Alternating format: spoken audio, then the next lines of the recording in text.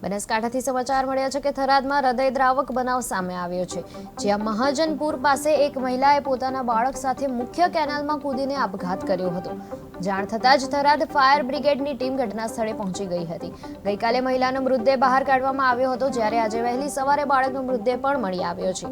Canal પાસે બાળકોના ચપ્પલ પડ્યા મળતા વધુ લોકો કેનાલમાં પડ્યા હોવાની શંકા છે અને તરવૈયાઓ દ્વારા શોધખોળ હજુ ચાલી રહી છે। અમને 12 વાગ્યા આસપાસ અમને કોલ મળેલ કે મહાજનપુરા અને જમણાપુલ વચ્ચે કોઈ મહિલાએ ચપ્પલ મૂકીને એમના બાળકો સાથે ઝંપલાવેલ છે। તો હું અને મારી ફાયરની ટીમ તાત્કાલિક ઘટનાસ્થળ પરથી શોધખોળ ચાલુ કરેલ।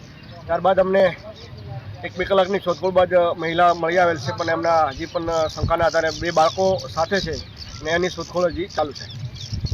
કયા ગામના?